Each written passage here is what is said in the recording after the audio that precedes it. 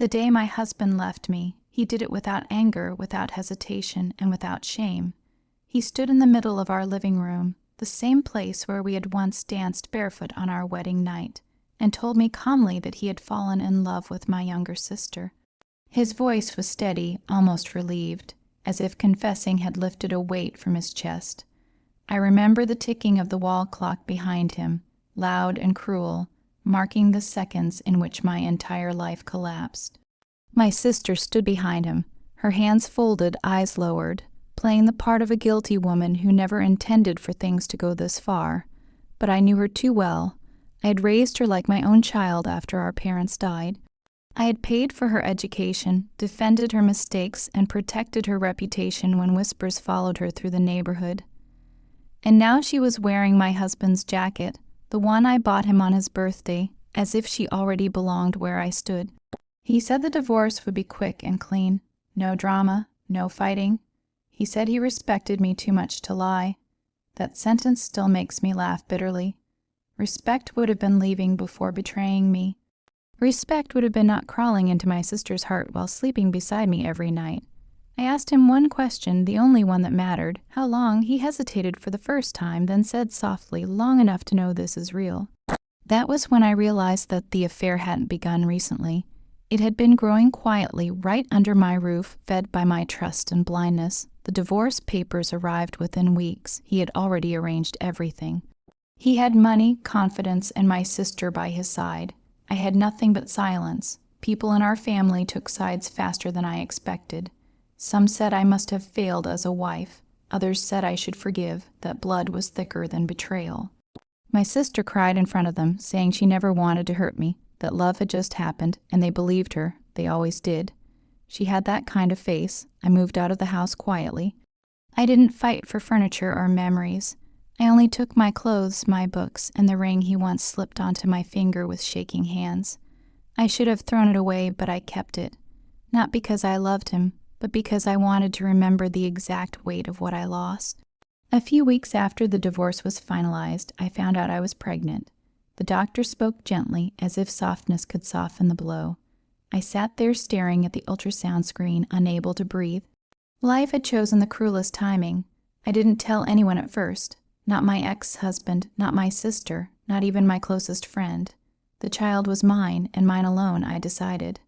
I didn't want his pity or his return out of obligation. I didn't want my sister's fake concern. I wanted freedom, even if it meant raising a child alone. When my ex-husband found out months later through someone else, he didn't come to see me. He sent a message.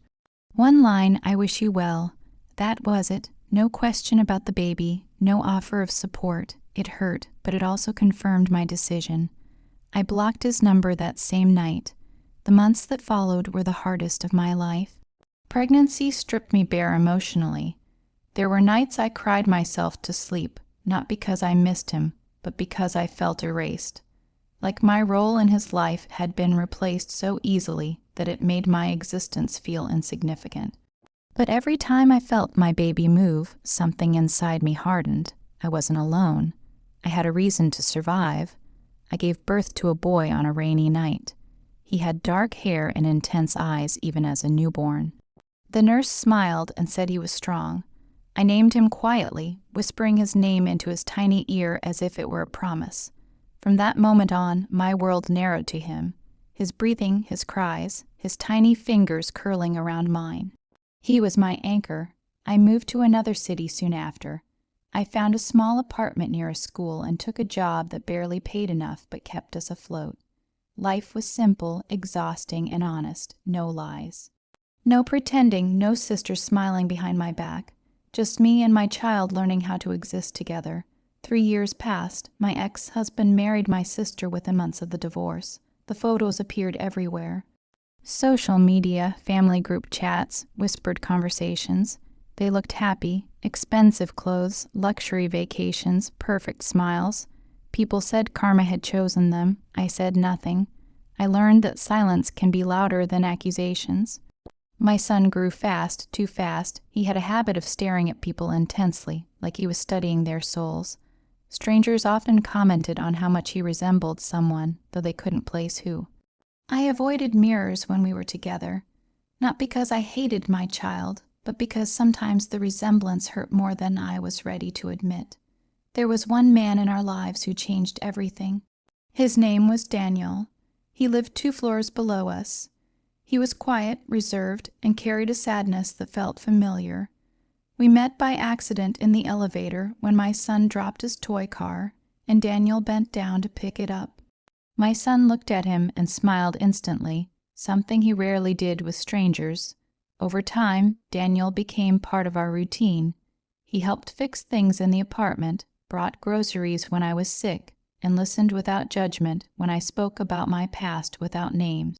He never asked questions that crossed boundaries. He simply stayed. One evening, after my son fell asleep on his shoulder while watching a movie, Daniel looked at me and said, "He deserves someone who won't leave." I didn't respond, but something shifted. Months later, my son started calling him Dad on his own. I never corrected him. Daniel didn't ask me to. He just held that title carefully, like something sacred. Life found its balance again, not perfect, but real. Then came the day I never expected. I returned to my hometown for a family funeral. I hadn't planned to go, but guilt has a strange way of pulling you back to places that broke you.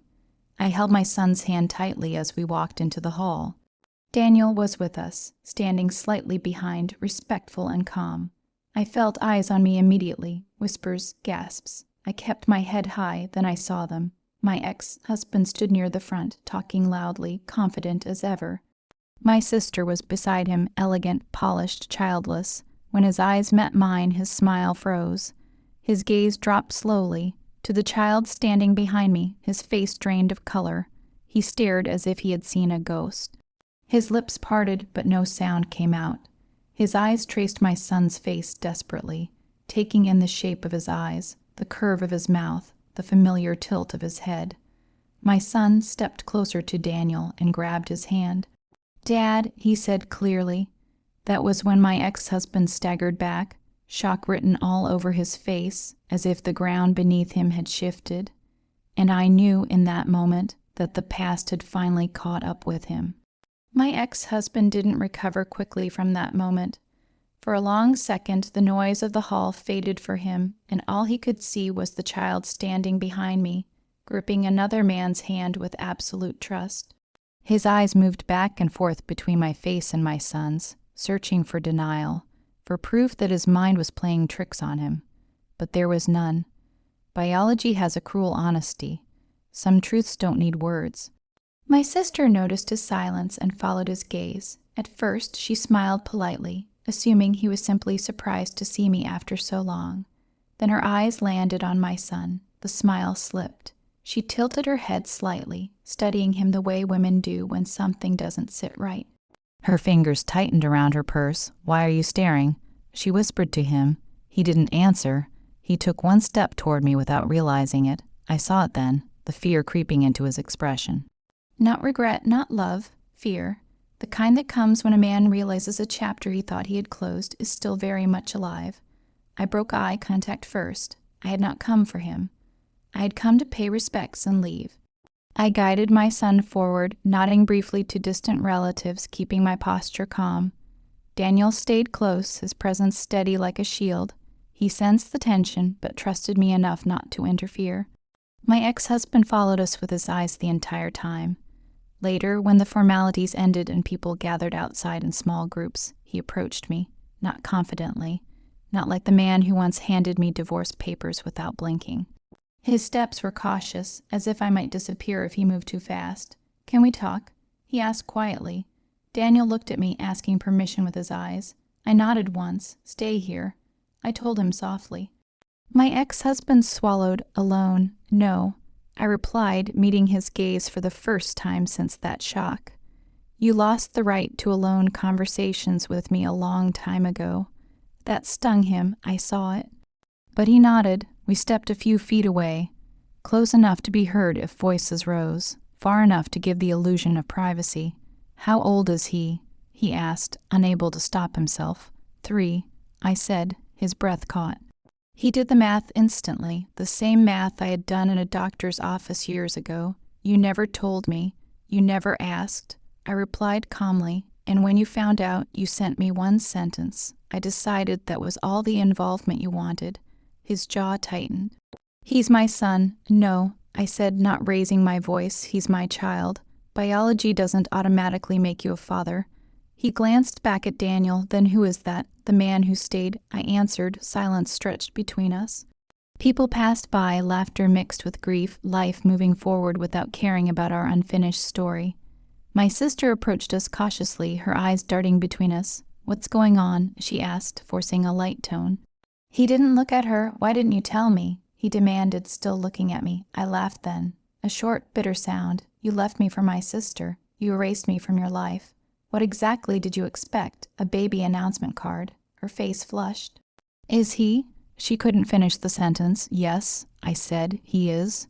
Her composure cracked instantly. "Why would you hide something like that?" "For the same reason you hid your affair," I replied. "Self-preservation." She opened her mouth, then closed it. For the first time, she had no defense. My ex-husband ran a hand through his hair. "I deserve to know him." "No." I said again, "He deserves peace. He looks just like me. That's the tragedy," I replied. "Not the privilege." Daniel stepped forward then, placing a gentle hand on my shoulder. "We should go." I nodded. We walked away without waiting for permission. That night, my ex-husband didn't sleep. He stared at old photos, comparing features, replaying memories, counting months. Regret crept in, slow and poisonous, not for losing me, for losing control. He had built a life where he was always the center, always the decision maker.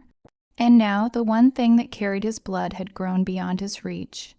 Over the following weeks, messages began arriving, long ones. Apologies wrapped in nostalgia, claims of ignorance, promises of support. He even offered money. I read none of them. I blocked him again. That was when he changed tactics. He went to court. A formal notice arrived one morning, neatly printed, emotionless. He was seeking a paternity test and partial custody. My hands shook as I read it, not out of fear but anger. The audacity of a man who had walked away, only to return when reality embarrassed him. Daniel found me sitting on the floor, the paper crumpled in my fist. "We'll fight this," he said immediately. "I know." I replied, but not the way he expects. I didn't hide the truth from my son, not fully. I told him that some people come into our lives late and make noise, but that doesn't mean they belong. He listened quietly, then hugged Daniel tighter. Court days are strange. You sit in silence while strangers dissect your life like evidence. My ex-husband arrived in an expensive suit, confidence polished but eyes tired. My sister wasn't with him. Rumors said they were fighting. Funny how cracks appear when secrets surface. The judge reviewed timelines, messages, actions, or rather, lack of them. My ex-husband's lawyer argued biological rights. Mine argued abandonment. When my son was asked who his father was, he pointed at Daniel without hesitation. The courtroom went quiet. My ex-husband's face collapsed. The judge ruled in my favor, granting limited visitation consideration in the future, contingent on emotional readiness and counseling, not immediate access, not entitlement, responsibility first. Outside the courtroom, my ex-husband approached me again, eyes wet this time. "I didn't know," he whispered. "You knew how to choose yourself." I replied, that was enough. As months passed, my sister left him. She couldn't stand being reminded that she was second choice to a child she could never replace. Their marriage crumbled under resentment and blame. My son thrived. He laughed louder, ran faster, dreamed bigger. Daniel became officially what he already was in practice, family. One afternoon, as we watched my son play, Daniel asked softly, "Do you ever regret not telling him?" I shook my head. Truth doesn't have an expiration date, but peace does. I chose peace. And somewhere far away, a man learned that blood can recognize blood, but love decides who gets to stay. Time has a way of rearranging power without announcing itself. One day you think you've won, the next you realize the game itself has changed. After the court ruling, I believed the storm had passed. I was wrong. My ex-husband was not a man who accepted loss quietly. He was the kind who smiled in public and sharpened knives in private. At first, his efforts looked like improvement. He enrolled in counseling. He sent letters through lawyers instead of messages through bitterness. He asked about school schedules and doctor visits. not with warmth, but with precision. It was as if he were assembling a case file on his own child, determined to prove eligibility rather than love. I kept my distance and followed the judge's conditions strictly. Daniel supported every decision without once trying to take control. The difference mattered more than I could explain. My sister disappeared from the picture entirely. Friends told me she had moved cities, started over, changed her hair, her name on social media, even her voice when she answered the phone. Reinvention had always been her specialty, but reinvention doesn't erase guilt. It only delays it. The first supervised visit happened on a gray afternoon. My son held Daniel's hand tightly as we entered the center. He looked curious, not anxious. Children sense safety long before they understand context. My ex-husband was already there, sitting too straight, hands folded, rehearsed smile ready. When he saw my son up close, something in him broke open. Tears welled instantly. He knelt, reaching out, then froze, unsure if he was allowed. My son looked at him with polite interest. "Do you know my name?" he asked. My ex-husband opened his mouth, then closed it. He didn't. He had memorized dates, laws, procedures. He had forgotten the simplest thing. The visit was awkward and quiet. My son answered questions but didn't engage. He spoke about his toys, his school, his drawings, never once seeking approval. When the hour ended, he ran back to Daniel without hesitation. "I'm hungry," he announced. Daniel smiled. "Pizza?" My son nodded enthusiastically, already turning away. My ex-husband watched them, devastation etched deep. That was the moment he understood what he was truly fighting. Not me, not the law of bond. After that, his efforts grew desperate. Gifts appeared, expensive ones. Toys my son didn't ask for. I returned them unopened. Money was offered. I declined. He tried to corner Daniel once, outside the building, offering him compensation to step back. Daniel laughed quietly and walked away. That rejection wounded him more than any court ruling. Then he made his biggest mistake. He told my sister about the child. I don't know what he expected. Gratitude. Forgiveness. Maybe he needed someone to share the burden of his realization. What he got instead was a mirror. She came to see me unannounced one evening. I recognized her knock immediately. Some sounds stay burned into your memory. I opened the door without greeting her. She looked thinner, older. The confidence she once wore like perfume had faded. "I just want to talk," she said. "You lost that right, too." I replied, echoing words she had once overheard. She flinched. "I didn't know." She whispered, "About the baby." I crossed my arms. "You knew enough." She stepped inside anyway, eyes scanning the apartment, landing on family photos, Daniel and my son. Birthdays, parks, ordinary happiness. Her jaw tightened. "He ruined my life," she said suddenly. I laughed. "I couldn't help it. You helped." Her eyes filled. "He never loved me the way he loved you." "That's not comforting," I said. "That's insulting to both of us." She sank onto the couch, sobbing, words tumbling out. He blamed her for everything now, the child, the divorce, his loneliness. He said she was a replacement that failed. Hearing it from her mouth didn't shock me. It confirmed what I had always known. She had chased validation, not love. "I lost everything." She said, "No." I corrected calmly, "You traded." She left an hour later, emptier than when she arrived. Weeks after that, my ex-husband requested another court review, citing emotional distress and parental alienation. That phrase made me angry in a way I hadn't felt before. Alienation implies manipulation. I had done none. I had simply lived. This time, the judge ordered a psychological evaluation, all of us, even my son, gently in age. Appropriately, the results were thorough and unforgiving. My ex-husband showed patterns of control, delayed attachment, and entitlement. Daniel showed consistency, emotional attunement, and patience.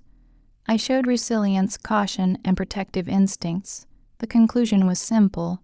Forced integration would cause harm. The ruling changed.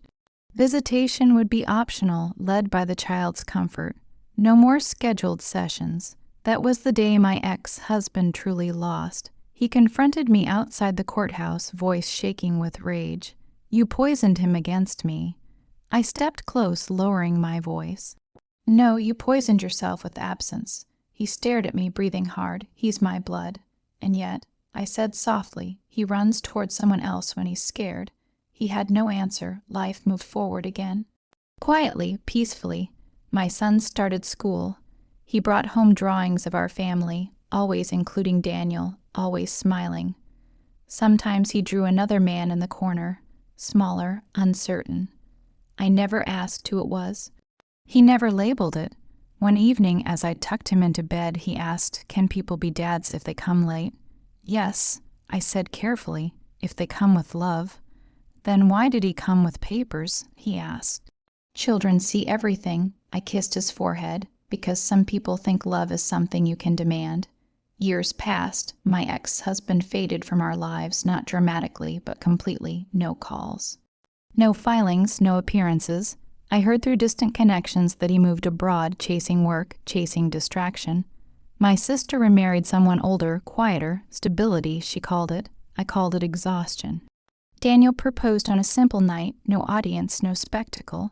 My son clapped before I could answer. That was my yes. On the day we married, my son walked me down the aisle.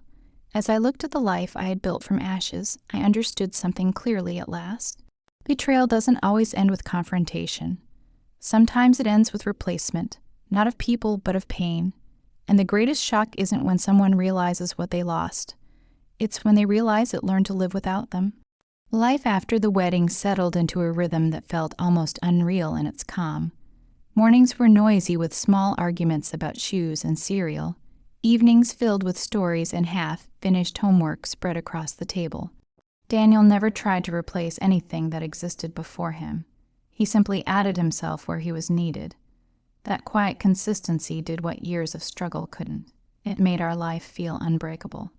My son grew older, sharper, more observant. He had Daniel's patience and my stubbornness, and somewhere in between, traces of a man who had once walked out of our lives. I didn't point those out. Children don't need reminders of what was taken from them. They need reassurance of what stayed. Just when I thought the past had finally exhausted its ways of reaching us, it knocked again. This time disguised as humility. It began with a letter, not from a lawyer, not from a court, from him. The envelope was thin, the handwriting unfamiliar, as if he had deliberately altered it. I didn't open it right away. I left it on the counter for hours, staring at it between tasks, feeling that old tightness in my chest. Daniel noticed but didn't ask. He never pushed me toward or away from my past. That choice was always mine. When I finally opened it, the words were careful, almost rehearsed. He wrote about loneliness, about mistakes, about therapy.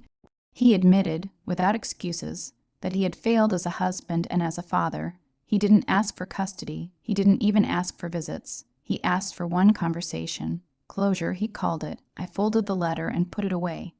Days passed, then weeks. I said nothing. Silence had once been my shield. Now it was my boundary. But the past is persistent when it's desperate. One afternoon, my son came home from school quieter than usual. He didn't rush to tell stories or show drawings. He sat at the table, pushing crumbs into patterns with his finger. "Someone talked to me today," he said finally, my heart stilled. "Who?" He shrugged. "A man near the gate." He knew my name. The room felt smaller. Daniel stood slowly, controlled but alert. "What did he say?" I asked, keeping my voice steady. "He said he was happy I was doing well." My son continued. "He said he was sorry he was late." I closed my eyes for a brief second. Anger rose sharp and hot, not explosive, but surgical. "Did he touch you?" Daniel asked gently. "No." My son replied. "He didn't come close. He just looked sad." That night I didn't sleep. The next morning I contacted my lawyer. Boundaries had been crossed. No court ruling allowed unsupervised contact. An official warning was sent. I also did something else. I agreed to the conversation he had asked for. Not for him, for myself. We met in a public cafe, neutral ground, no nostalgia. He looked different, not weaker, just stripped of arrogance. When he saw me, he stood instinctively, then stopped himself, unsure. That hesitation said more than any apology. I shouldn't have approached him. He said immediately, "I know that now." "You knew it then too?" I replied calmly, "You just chose yourself again." He nodded, accepting the truth without defense. "I won't do it again." We sat in silence for a moment. I didn't come to ask for anything, he said. I came to tell you something. I waited. My life fell apart. He continued quietly. Not because you left, because I finally saw myself clearly. I thought love was something I could rearrange when it stopped being convenient. I was wrong. I studied him. There was no manipulation in his voice. No performance, just exhaustion. I don't want to confuse him, he said. I don't want to hurt him. I just wanted you to know I see what I lost now. I know. I replied, you've known for a while. He smiled sadly. I used to think being replaced was the worst thing that could happen to a man. Now I realize it's being remembered only as a lesson. That surprised me. We stood to leave. At the door, he paused. He's happy, he said. Not a question, yes, I answered. That's enough, he said. And for the first time I believed him. Months passed without incident, no letters, no appearances. Peace returned, cautious but intact. Then something unexpected happened. My sister called. I almost didn't answer, but curiosity won. Her voice was softer than I remembered. I'm sick. She said simply, not dramatic, not pleading, just factual. She explained she had been diagnosed with a condition that would make having children nearly impossible. The words landed without weight for me. I had grieved her betrayal long ago. Her struggles no longer defined my justice. I'm not asking for sympathy, she said. I just needed to say I'm sorry, properly, without excuses. I listened. I spent my life wanting what other people had, she continued, and when I finally got it, it rotted in my hands. I hope you find peace, I said honestly. I don't expect forgiveness, she replied. But I needed you to know I understand now. We ended the call quietly. No reconciliation. No closure wrapped in hugs, just truth. That night, my son asked me something unexpected. Why do some people hurt others to feel chosen? He asked. I thought carefully because they don't know how to choose themselves. He nodded, satisfied. Years continued to pass. My son grew into a young boy with confidence and kindness. Daniel coached his games, attended school meetings, helped with late-night projects. He never once reminded anyone he wasn't the biological father. He didn't need to. Fatherhood had claimed him naturally. One day, while organizing old documents, my son found a photo tucked away in a folder. A picture of me and my ex-husband from years ago. He studied it quietly. That's him, isn't it? He asked. Yes, I said. He looked thoughtful. He looks like me. Yes, I agreed again. He handed the photo back. I'm glad I don't know him, he said gently, but I hope he's okay. That was the moment I knew the cycle had ended. No anger, no longing, just empathy without attachment. The past didn't win, it taught. And somewhere out there, two people who once broke me lived with the quiet understanding that the child they never truly knew grew strong, loved, and whole. Without them, sometimes the greatest revenge isn't success. It's peace that refuses to be disturbed. The years after that passed with a gentleness I once believed was impossible.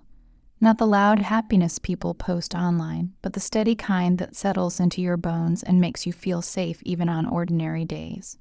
My son entered his teenage years with confidence that surprised his teachers. He wasn't loud or arrogant. He was grounded. He knew who he could rely on, and that knowledge shaped everything about him. Daniel remained exactly who he had always been, present, reliable, unshaken by biology or comparison. He never spoke badly about the man whose blood my son carried, and he never tried to erase him either. He let silence do what it was meant to do, fade what no longer belonged. I sometimes wondered about my ex-husband, not with longing, but with curiosity. What kind of man does someone become when the story they built their pride on collapses completely? I never searched for him. Life had taught me that some answers cost more than they are worth. The first time my son truly questioned his origins wasn't dramatic. It happened on an evening like any other. Rain tapping against the windows, homework spread across the table, Daniel washing dishes, humming softly. Mom, my son said, not looking up, am I adopted? I smiled faintly, no. Then why don't I look like Dad? Daniel froze for half a second, then continued washing dishes, giving me space. You do look like him, I said gently, just not in the way you mean. He looked up, eyes sharp but calm. I know he's not my biological father. There it was, not fear, not confusion, awareness. I took a deep breath. "How long have you known?" "I figured it out years ago," he said simply. "People talk, and I'm not stupid." Daniel turned off the tap and joined us, sitting quietly beside him. I didn't ask. My son continued, because it didn't feel important. "But sometimes people at school say stuff, and I just wanted to hear it from you. Truth waits patiently when it's respected." I told him everything. Not with bitterness, not with drama, just facts, choices, consequences. I didn't protect anyone's image, and I didn't destroy it either. I let the story be human. He listened without interrupting. When I finished, he leaned back in his chair, thoughtful. "So he left before I was born, yes. And he tried to come back later, yes. And Dad stayed." Daniel swallowed hard. My son nodded slowly. "Okay. That was it. No tears, no anger, just understanding." Later that night, Daniel sat on the edge of the bed, staring at the floor. "If you ever want to meet him," he said quietly, "I won't stand in your way." My son looked at him, surprised. Why would I? Daniel didn't answer. "I already have a dad," my son said gently. "Meeting him would just make things messy." Daniel's eyes filled, but he smiled. That conversation closed a door I hadn't even realized was still open. Years later, something unexpected happened. My ex-husband died. The news reached me through a distant relative. No dramatic circumstances. No tragedy that demanded tears. Just an illness he had ignored too long, because men like him always believe time will wait. I didn't tell my son immediately, not out of secrecy, but consideration. Grief is complicated when the person was never truly present. When I finally told him, he was quiet for a long moment. "Did he suffer?" he asked. "I don't know," I replied honestly. He nodded. "I hope he didn't." That was all he said. The funeral was small, sparse. I didn't attend. There was no role for me there, no unfinished business. But my sister called me the day after. "He asked about the boy," she said, voice hollow, at the end. I closed my eyes. "He said he saw him once," she continued, "and that it was the only moment in his life that felt real." I felt no satisfaction. Only a quiet sadness for a man who learned the value of love too late. "He wanted forgiveness," she added, and I asked. "He never asked the right people," she said softly. After that, my sister disappeared from my life entirely. No anger remained between us, just distance earned and permanent. Time moved forward as it always does. My son graduated. He stood tall on that stage, confident, composed. Daniel cheered the loudest. I cried without shame.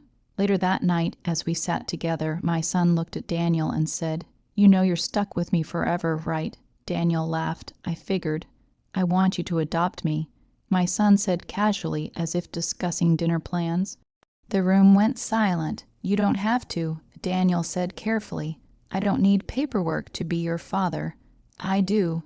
My son replied, "Because I want my name to match the man who raised me."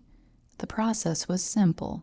Clean, peaceful. The day it became official, my son hugged Daniel tightly. "Thanks for choosing us," he said. Daniel shook his head. "You chose me." In that moment, every wound from the past finally closed. Years later, my son became a father himself. I watched him hold his child with the same steady confidence Daniel once showed. No fear, no hesitation, just presence. That was when I understood the true ending of the story.